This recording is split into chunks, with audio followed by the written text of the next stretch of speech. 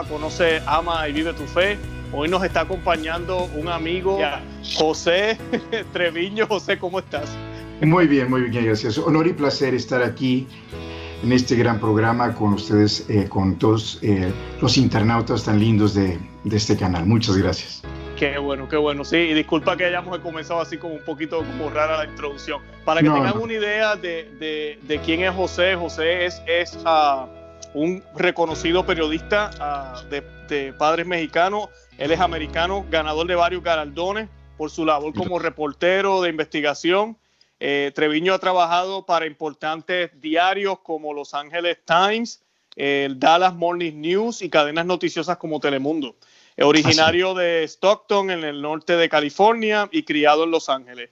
Treviño ha cubierto el género policíaco en algunas de las ciudades más violentas del mundo, reportando sobre varios tiroteos, crímenes, tristemente, ¿verdad?, que han sido a veces hasta celebrados. Y además ha investigado sectas peligrosas en reportajes a fondo que lo han llevado a lugares donde pocos periodistas han osado ir. Treviño, ¿verdad? José Treviño también es un veterano de la guerra del Golfo Pérsico y sirvió con la condecorada división del ejército americano. Y actualmente, ¿verdad? Usted está viviendo en Los Ángeles, José, ahorita. La información que tengo aquí. Estoy viviendo en la frontera entre México y Estados Unidos, en la parte de Arizona, en una ciudad que se llama Nogales. Y bueno, vivo del lado mexicano, pero trabajo del lado norteamericano. Voy mucho a Tucson y trabajo allá. Y bueno, ahorita también estoy trabajando de forma remota, como le dicen, al norte de California, un periódico en el norte de California en inglés. Y bueno, así me la paso. Sigo ejerciendo mi profesión y a la vez también soy novelista. Así que muchas gracias. Qué bueno, sí, así mismo es. Y pues, la manera en que nos conocimos, él estuvo haciendo unos reportajes para Church Militant también y pues estuvo tocando varios temas y tuvimos la oportunidad de aportar ahí gracias a la invitación de José. Y hoy vamos a tener un tema bien interesante porque es un tema que no hemos tocado en el canal. Es un tema sobre ¿cómo diría yo? El arte literario, pero en términos de fantasía, de historia, de cuentos, creados por autores católicos. Como ya pueden ver, José es católico también. Y pues están viendo un fondo detrás de él que tal vez se estarán preguntando ¿qué es eso? Ahorita vamos a hablar de eso ya mismo. Pero hoy pues vamos a hablar brevemente de eso. Personas como el más conocido, uno de los más conocidos es J.R.R. Tolkien, ¿verdad? Que es el del Señor de los Anillos. Para los que no saben, el autor era católico, era católico, que para descanse. Tenemos también a C.S. Lewis, que es uno de mis favoritos. Ese no fue católico, pero uno de mis favoritos. Pero casi católico. Sí, amigo también de J.R.R. Tolkien. Sí, así es. Y pues vamos a hablar de otros más. Ahorita mismo tenemos también a Raymond Arroyo, el mismo Dr. Taylor Marshall. Todos ellos también tienen sus propias novelas.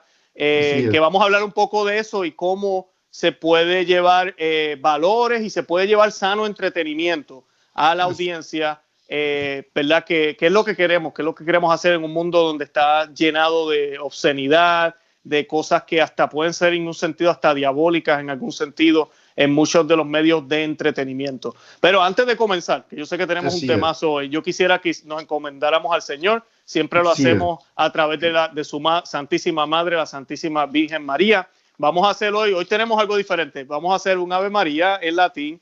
Yo voy a hacer la primera mitad, el señor Treviño va a hacer la segunda y luego de eso él nos va a regalar esta oración. Yo no me la sé todavía en latín, la oración del Arcángel Miguel. Él se la sabe, se ofreció. Yo dije, pues tremendo regalo para la audiencia, que yo sé que están aprendiendo las oraciones en latín. Yo también también estoy aprendiendo, así que ahí vamos.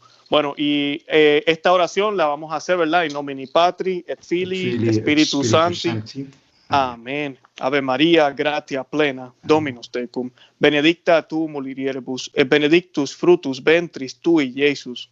Sancta Maria, Mater Dei, ora pro nobis peccatoribus, nunc et in hora mortis nostrae. Amén.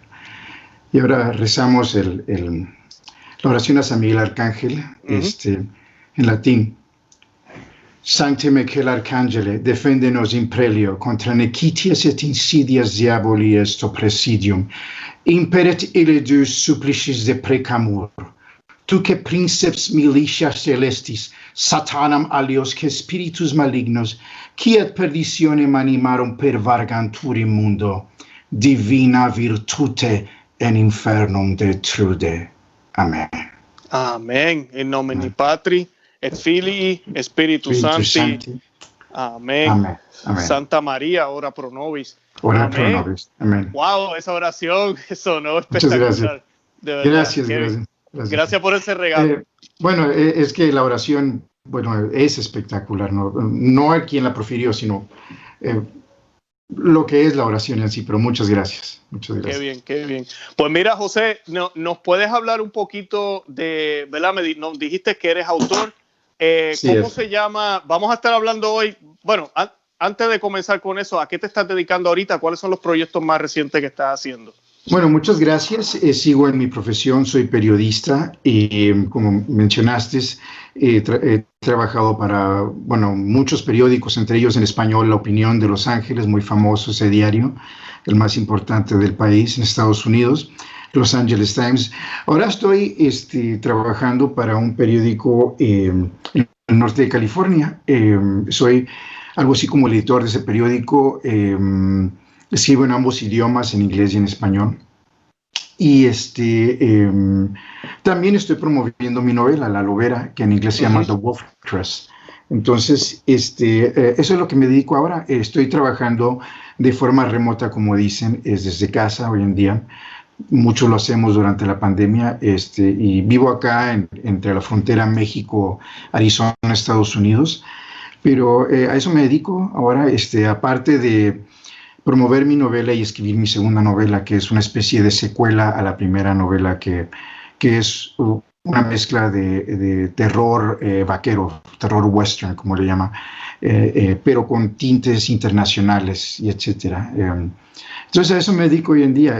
Soy muy afortunado. He podido promocionar mi novela en varios países, incluyendo una gira que me enviaron a España y a Italia. Y bueno, este año estábamos proyectados para ir al interior de México y otros países, pero bueno, con esto de la pandemia, pues todo eso quedó atrás, hasta postergado más bien. Claro, yo tengo una copia que tú me mandaste de cortesía, de verdad que te agradezco. La he estado leyendo, no la he terminado todavía, pero está excelente. Muchas gracias. Que la tengo por aquí. Ahorita, cuando editemos el video, vamos a tener imágenes, ¿verdad? Que se va a ver un poco mejor. Yo les recomiendo a los que les gusta la ficción, el misterio y ese tipo de cosas, misterio que ¿verdad? Sano, como digo yo, ¿verdad? No, porque sí, a veces cuando uno ve cosas en la televisión o lee el libro, hay que tener mucho cuidado porque sí, hay personas allá afuera que tratan de meter cosas oscuras dentro del arte, dentro de la fantasía, y lo que hacen es dañar la mente de los inocentes, la mente de los que no están catequizados y confundir a los que conocemos nuestra fe católica, pero leemos un libro y nos quedamos como que, tal vez es cierto, tal vez la iglesia aquello, tal vez lo otro, que no es el caso de usted, ¿verdad? Pero digo yo, ¿verdad? Es lo que a veces la gente tiene. Y yo digo esto, ¿por qué? Porque pues ahorita mismo, junto con usted, José, tenemos, por ejemplo, Raymond Arroyo. Los que conocen a Raymond Arroyo en EWTN, él tiene una serie de libros que se llama Will Wilder. No está en español, está solo en inglés. Son 4 libros que él tiene ya de eso. Es una ficción religiosa, así le llaman la categoría. Taylor Marshall, que yo sé que muchos de los que nos siguen lo siguen a él también, al doctor Taylor Marshall. Los que saben, él tiene una serie que se llama Sword and Serpent, o La Espada y la Serpiente en español, que es como una renarración de las leyendas de San George, de San Jorge y el dragón. Y pues yo tuve la oportunidad de leer uno, no he leído los 3, he leído más que uno y estoy en el segundo y nunca lo terminé, me quedé en la mitad, pero tengo que leerlo. El favorito mío, El Señor de los Anillos, que yo sé que mucha gente está familiarizado con él.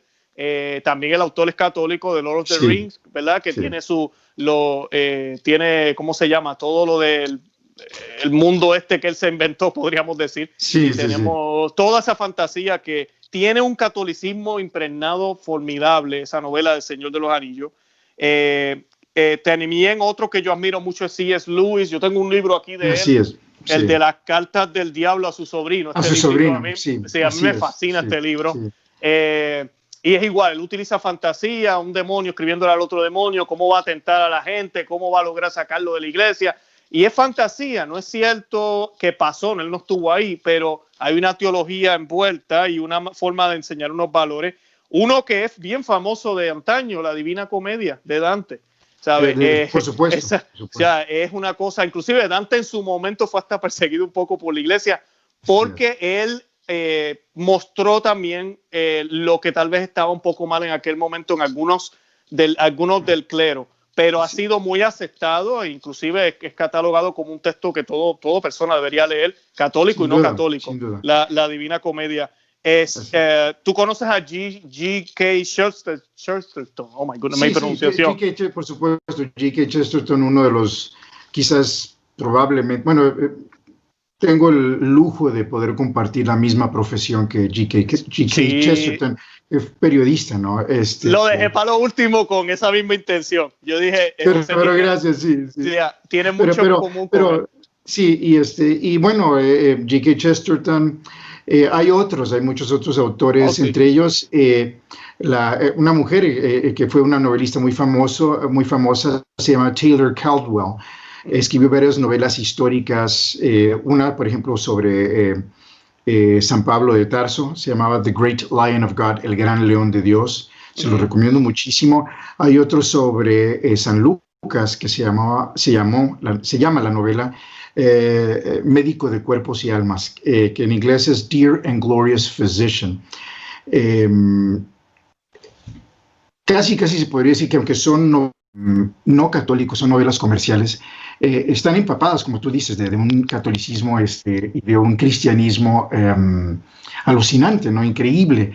Es como que si esta parte de la literatura nos ofrece y trae otra luz a la que la mayoría de los creyentes, tanto creyentes como no creyentes, por lo general no vemos, ¿no? Hay veces que nos metemos en algo así como en un gueto espiritual y decimos, bueno, la literatura, pues, como no habla de ciertas cosas de nosotros, o a veces, como tú dices, tiene ciertas cosas, digamos, que no deberían, como sexo, una excesiva violencia gratuita quizás, un estilo de vida totalmente contrario a nuestras creencias. Entonces pensamos que tal vez este tipo de cosas son inherentemente malas y no es así. No es así. Tampoco Hollywood, hay mucho, digamos, aunque en los últimos años en Hollywood, bueno, sí ha habido una campaña, ¿no? para desestabilizar todo este tipo de creencias, pero no todo es malo, ¿no? Entonces lo mismo ocurre en la literatura. Por ejemplo, hay un cineasta que se llama John Woo, que usa mucho la violencia, pero resulta ser uno de los cineastas más católicos en existencia, ¿no? Si uno ve, por ejemplo, sus películas de Hong Kong, se las recomiendo mucho. El asesino, el matón se llama uno de ellos, otro Hard Boiled, Un Mañana Mejor y Better Tomorrow. Todo están impregnados de un cristianismo y un catolicismo que rara vez vemos, inclusive entre aquellos que estamos o que pensamos que estamos muy cerca de Dios, ¿no? Que pensamos, pero que nos hemos olvidado de ese cristianismo y ese catolicismo, y que estos autores, estos cineastas nos ayudan a nutrir no solo nuestra fe, sino a llevarla y proyectarla hacia el mundo exterior, ¿no? Claro. Había una película también que el padre Amorth, que en paz descanse, el exorcista más grande, él recomendaba, y la gente dirá, ¿cómo va a ser? Él recomendaba El Exorcista. Él decía, es un poco exagerada, obviamente, la película, pero toca unos puntos clave, ¿verdad? La falta de fe de sacerdote, bueno, todo lo que uno ve en la película, que es interesante. Y él lo decía, imagínate, él que era una persona tan seria, cuando yo escuché eso, yo no lo podía creer. Yo, Dios, está recomendando. Y eso o sea, es histórico. Yo hablé con William Peter Blatty antes de que falleciese, el autor del Exorcista. Grandísima, William Peter Blatty, sí, un gran señor, un señorón. Digamos, un católico sumamente devoto, y obviamente él conocía muy bien su tema, ¿no? En los 70s la novela y después la película, digamos, ¿cuántas conversiones no causó? O sea, eso es un clásico ejemplo. Y es una novela de terror a secas. O sea, es quizás la novela más terrorífica que uno pueda leer después de Drácula, quizás. Digamos, causó muchísimas conversiones, causó un interés, no solo en el ocultismo, sino en el catolicismo en sí, en el cristianismo profundo. O sea, como tú dices, era una batalla, digamos, espiritual. Se nos olvida que todo lo que tiene que ver con lo espiritual realmente es una batalla. Le decían a los marines en latín, si vis pacem para bellum, si quieres la paz, prepárate para la guerra. Y novelas así como esta, de William Peter Blatty, nos recuerdan cuál es nuestra primordial misión: la guerra, pero la guerra en pos del bien, para avanzar el bien, para avanzar a todo aquello que es bueno, ¿no? Nos recuerda que la espiritualidad no es fácil, que es una batalla de todos los días y que somos soldados. Exacto. ¿Y qué es lo que hace un soldado? Pues ir a la guerra. Entonces, en mi novela, digamos... Vamos a hablar eso quería hacer, vamos a hablar de tu novela. Después, si gustas, o ahorita, como gustes, algo de eso trata, ¿no? ¿De qué se trata la novela? Exacto, ¿de qué se trata la novela?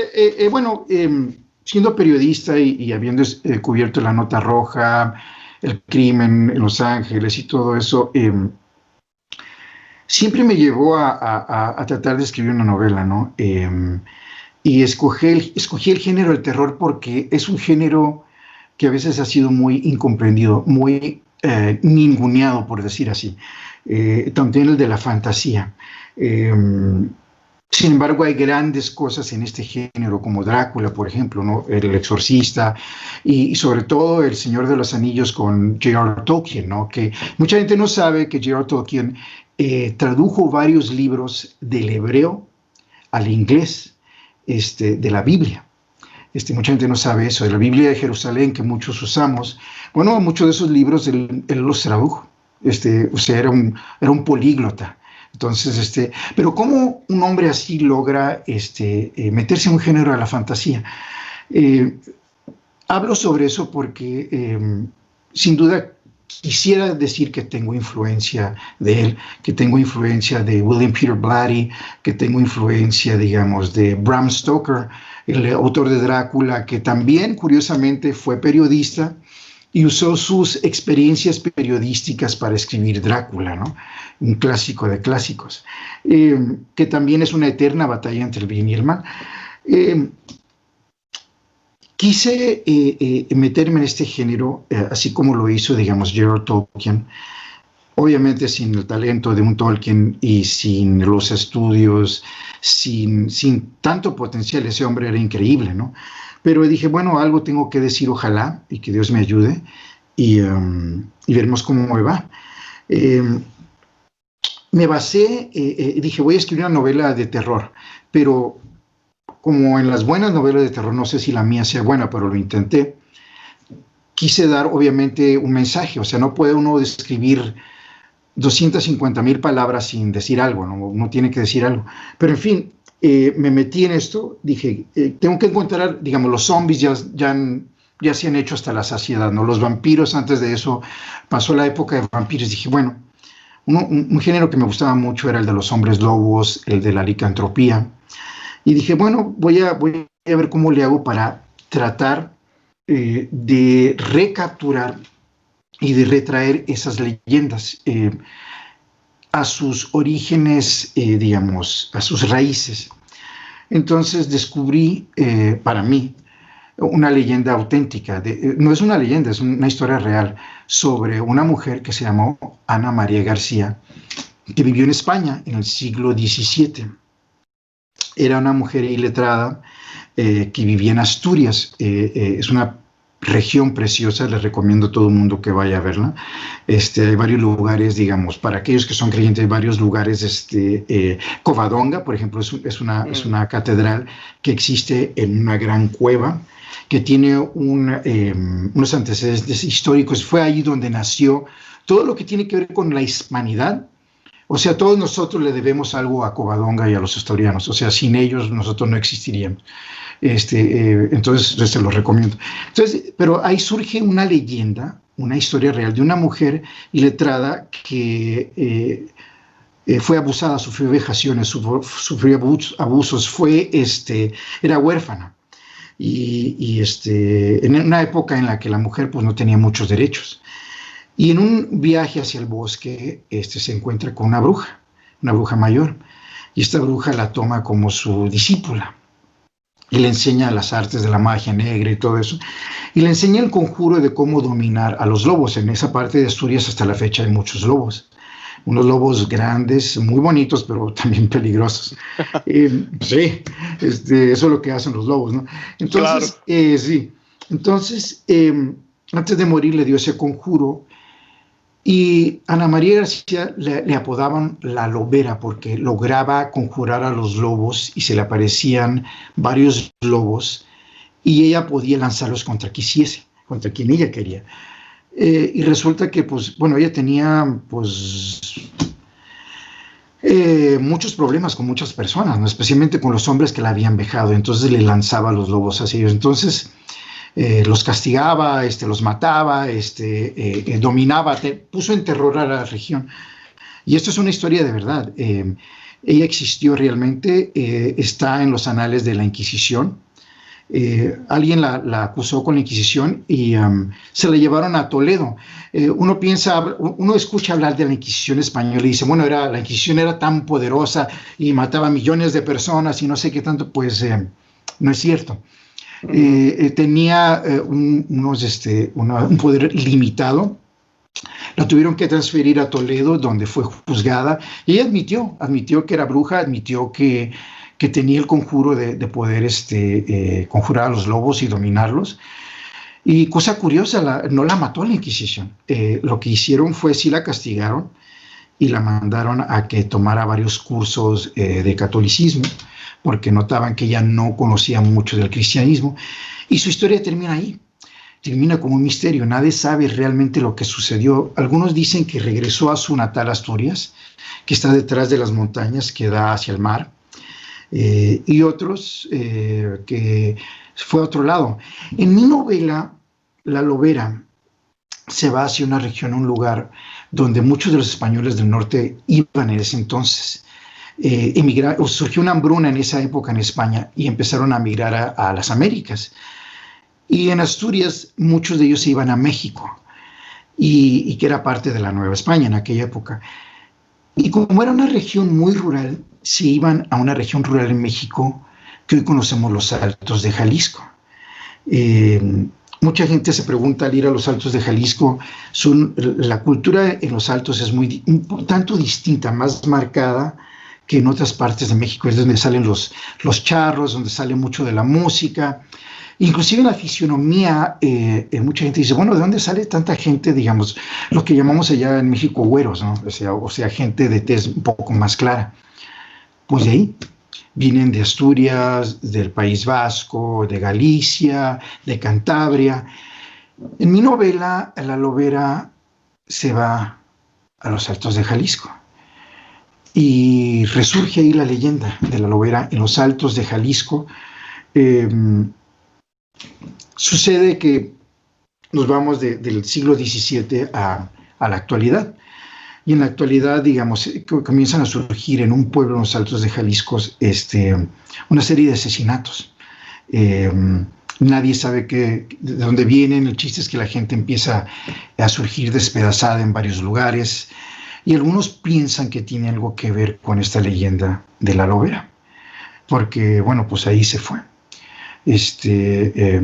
El hábitat natural de los asturianos que se iban a México rural eran los Altos de Jalisco. Y de ahí comienza el trama de mi novela, ¿no? No solo es de terror, sino que también, digamos, hay otros personajes, ¿no? Hay el personaje, por ejemplo, el rural, que es un ex policía mexicano convertido en ranchero. Narro mucho sobre los Altos de Jalisco, y en los Altos de Jalisco también es conocido como una de las regiones más católicas de todo México. Es donde surgió la Guerra Cristera, donde se dio mucho lo cristero. Hay muchos de los mártires de la cristiada surgieron de ahí.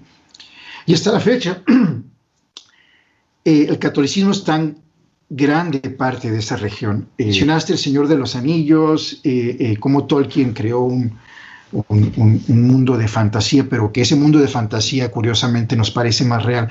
Pues en los Altos de Jalisco, donde llevo la novela, trato de conjugar todo esto, ¿no?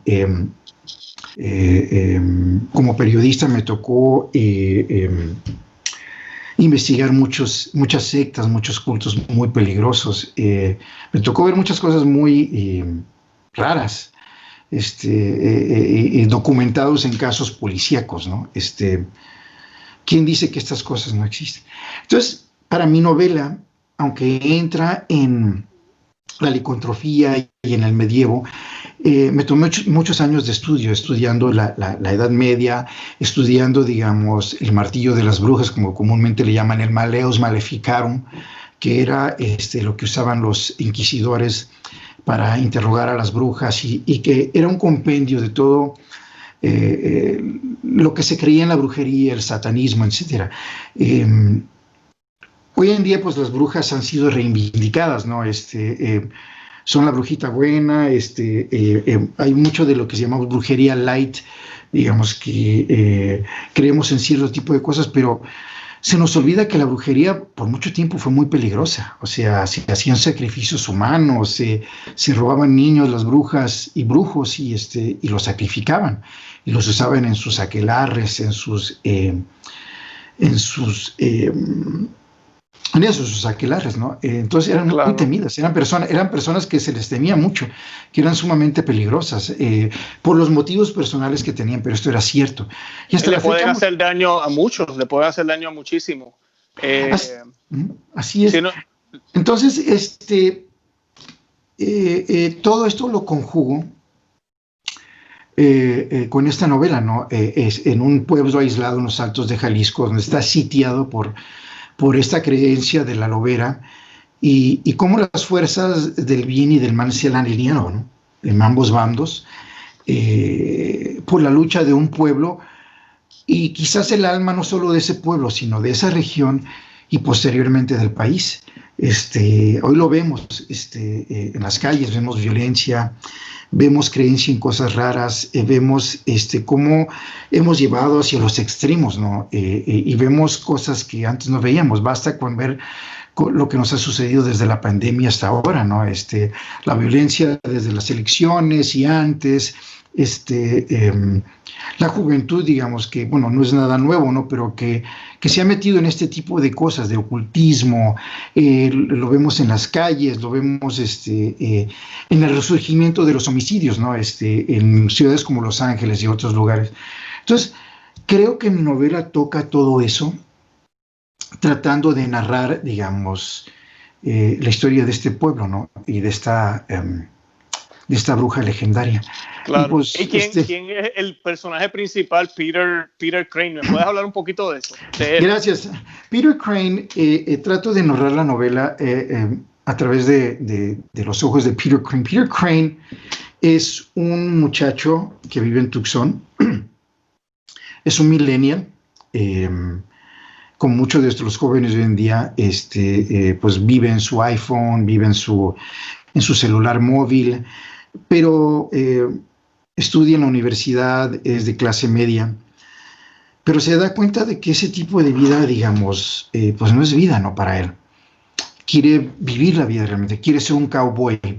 Y en Tucson y en el sur de Arizona sí hay cowboys, pero ya no es lo mismo de antes. Entonces quiere él tener la auténtica experiencia. Como hoy en día los milenios son muy conocidos por decir que quieren tener experiencias auténticas, o sea, reales, como le llaman.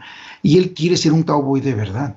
Entonces descubre que, digamos, en estados como Wyoming, donde hay mucho cowboy, pues ya no hay trabajo para él. Entonces, un buen día deja la universidad y descubre que en un pueblo lejano en México hay otro cowboy y le dice, mira, ¿sabes qué? Acá en los Altos de Jalisco estuve yo de vagabundo y me contrataron y estoy trabajando de cowboy, no me pagan mucho, pero bueno, trabajo con un tipo, un ranchero que se llama El Rural. Si quieres le digo, y pues bueno, consigue un trabajo ahí, toma su viaje desde Tucson a los Altos de Jalisco y se adentra en las profundidades de México y se convierte en un cowboy ahí. Pero al llegar al pueblo se da cuenta que hay una serie de asesinatos. Y empieza la narrativa desde un punto de vista norteamericano, ¿no? Desde los puntos de Peter Crane, un muchacho joven, alto, bien parecido, rubio, que parece un modelo Ralph Lauren, pero que ya no quiere ser eso. Quiere ser alguien auténtico, quiere ser alguien real. Mucha gente me pregunta, bueno, pero mira, ¿por qué sucede esto? Si yo no conozco a nadie así. Bueno, sí hay mucha gente así. Hay muchos jóvenes hoy en día que están hartos de ese tipo de vida y quieren ser alguien, quieren tener experiencias reales. Llega el punto en el que ya te hartas de vivir en tu cuarto, te hartas de vivir de una forma, entre comillas, virtual y quieres la verdad, quieres ser auténtico realmente. Y pues bueno, este tipo, ¿qué más auténtico hay que ser un cowboy, que ser un vaquero? Y bueno, ya al llegar al pueblo, pues se encuentra con El Rural, un ex policía convertido en ranchero que ha sido pistolero también. Y junto con otros hay otro personaje que se llama La Alteña, que es una mujer, es una muchacha joven. Es el prototipo de la muchacha de los Altos de Jalisco. Los Altos de Jalisco, bueno, mucha gente dice que abundan las mujeres muy bonitas, ¿no? Hay reinas de bellezas por doquier ahí, y pues bueno, yo veo eso más bien, el de la belleza alteña, más bien es una belleza católica. Ahí todavía, a diferencia de otras partes de México, hubo menos control de la natalidad. Abundan más los hombres y mujeres, los hijos, los niños. Entonces, hay más juventud. Hay más juventud más sana. Como solían ser los católicos en México de hace 30 o 40 años. Hay familias más grandes. Entonces, la actividad física, la cultura católica que se mezcla con la vida actual, no sé si te das cuenta, parece que crea una especie inclusive de físico distinto en las personas. Las personas que practican un catolicismo más tradicional tienen otro aspecto físico. Por ejemplo, tú que vas a la misa tridentina te das cuenta que las personas se ven, hay muchísima juventud y se ve distinta, se ve más sana, se ve más jovial. Sí. La mayoría de juventud como que se ve un poco más cansada, ¿no? No se ven como los jóvenes de antes. Pero en fin, volviendo a Peter Crane, se topa con estos asesinatos, a la vez que quiere descubrirse a sí mismo y ser un vaquero. Y pues bueno, fue a México buscando una aventura y pues la encontró, pero vaya que sí la encontró. Exacto. Eso, para que sepan, tienen que leer la novela. Exactamente. Tienen que leer la novela. Oye, ¿nos puedes hablar de la secuela? Porque yo sé que la secuela también... Yo estoy ya a punto de terminar esta, y cuando me enviaste un parrafito breve del resumen o lo que tienes en mente para la próxima, yo dije, wow, espérate un momento, esto ya es otro nivel. Gracias. Muchísimas gracias. La Lobera o The Wolf Tress, la escribí de una forma más regional. Quería explotar el lado, digamos, de los Altos de Jalisco, de la licantropía y todo eso. Y también hay un personaje, el padre Vianney, que es un sacerdote muy especial, un exorcista, que conoce mucho de ocultismo, ¿no?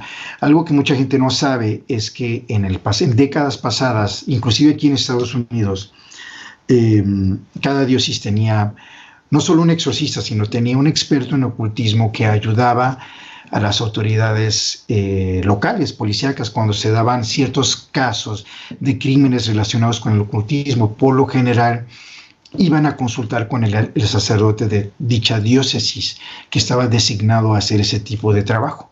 Esto es algo real. Sí, entonces el padre viene como de esa línea.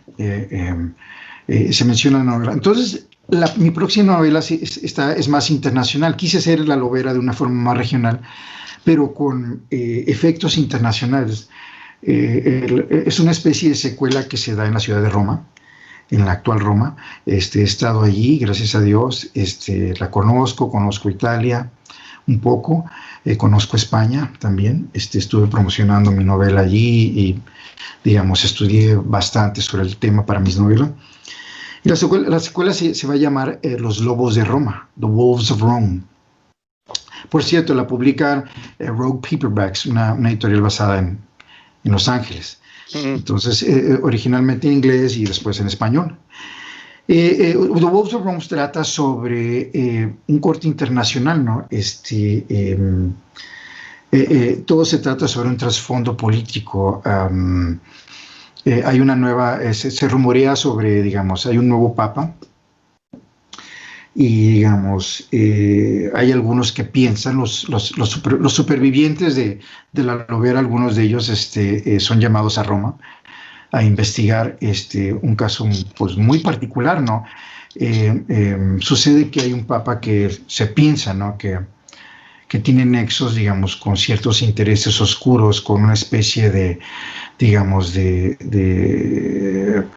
no solo estado profundo, como le llaman a veces, sino de iglesia profunda, ¿no? Que tiene que ver con Suiza y con cierto lugar que se llama San Galo, donde tiene un larguísimo historial de brujería y, digamos, de Aleister Crowley y, digamos, de todo este tipo de cosas. Y cosa curiosa, hay otro papa que está en el olvido, que todavía vive, que está siendo relegado en un calabozo. Ahora, esto está basado en la historia de verdad. Esto sucedió en el medievo, cuando un papa, digamos, un papa renunció, Celestino, que es San Celestino, renunció. Y su sucesor lo encarceló, lo metió en un calabozo. Sí. Y él murió, él falleció. Esto es una historia que muchos no saben. Hubo todo un ardid político y todo lo que sea, pero de que el papa que falleció, de que era un santo, pues eso está comprobado. De que sucedió también. Entonces, estos vaqueros, junto con varios personajes que logran sobrevivir la Lobera, se van hacia Roma. Entonces, bueno, tenemos el caso de dos papas y las fuerzas del bien y del mal luchando en la ciudad de Roma. Tenemos la batalla que se ha descargado en las calles de Roma. Entonces, por ahí va The Wolves of Rome, los Lobos de Roma, sin dar toda la novela. No es toda la novela, Eso todavía es trabajo en progreso, ¿no? Sí, es para Rogue Paperbacks también. Estamos en ello, por eso estoy bastante ocupado, pero pues obviamente la tengo que entregar pronto, así que me tengo que apurar. Sí, pero porque ya le espera la casa editorial, ¿no? Pero pues en esas estamos y seguimos a ver dónde nos lleva mi carrera. Pues mira, José, de verdad que yo te tengo mucho aprecio, nos conocemos ya de un tiempo, no nos hemos visto en persona, pero hemos estado, ¿verdad?, por llamadas telefónicas y eso, y ahora aquí por este medio, y oro por ti, por tu familia, por todos ustedes, por el apoyo, gracias por todo lo que haces, por tener siempre a Cristo ¿verdad?, presente en tu vida, en todo lo que haces. Por eso es que el Señor te da todos estos talentos y te ha dado la oportunidad de trabajar en tan diversos medios. Y es como yo digo que la vida es una aventura si dejamos que el Señor nos muestre las bellezas que hay en ella, hasta en lo más oscuro. Ahí, ¿verdad?, se puede encontrar la luz y se puede encontrar el camino, porque eso es lo que, ¿verdad? A veces en estas novelas de oscuridad que tú estabas hablando ahorita, que a veces las personas no ven, ¿verdad?, la temática. Tú ahorita hablabas de los hombres lobos. O sea, tiene que ser en la oscuridad, no puede ser en el día. Tú ves ese contraste. Por ejemplo, los vampiros quieren ganar la vida eterna, pero no como debería ser. Exactamente. Pues están malditos básicamente toda la vida. Hay una temática que si nosotros vivimos en vida de pecado y no nos aferramos a la luz, es exactamente eso. Dejamos que la bestia de Satanás y el pecado y de todo nos domine y nos convierta de buenos hombres a bestias, a monstruos. Exactamente. Y digamos, mencioné El Exorcista, Drácula y el terror. El libro más terrorífico que yo pienso en la historia y a la vez el más bello que hay es el Apocalipsis, porque es real. O sea, no puede uno leer el Apocalipsis sin, digamos, no sentir un terror. Es un libro de terror, pero a la vez es un libro, digamos, que nos enseña tantas cosas. La Lovera en este caso, pues es un humilde trabajo. En el fondo, es la lucha entre el bien y el mal. En el fondo es la lucha que, como tú mencionas, ¿no? No se puede llegar a la luz sin atravesar la oscuridad. No quiere decir que uno deba de actuar mal, sino que, digamos, el camino más terrorífico y a la vez el más bello es el de Gólgota. Digamos, o sea, digamos, ¿qué más terror que eso? Es que la oscuridad está en Lord of the Rings, El Señor de los Anillos, eso es lo que tú ves. Ellos tienen que luchar contra este mal horrible que tiene, ¿verdad? El ojo que lo ve todo, básicamente. Exactamente. Que a la vez estamos viendo quizás en la actualidad moderna, no sé hasta qué punto, pero como que se da esa sensación, ¿no? Se da esa sensación de que Mordor y la oscuridad se ha cernido sobre nosotros, y esto es algo real. No más se siente, sino se ve, se percibe. Y que no hay esperanza, parece que no vamos a ganar. Exactamente, exactamente. Y bueno, mis personajes y en la Lovera pasa lo mismo, ¿no? Los monstruos son real, o sea, vemos las gárgolas en las catedrales, digamos, de Europa. Estaban ahí por algún motivo, que los monstruos son reales. Pensábamos que eran de fantasía, pues no es así. Claro. Solo tiene uno que buscar un poquito.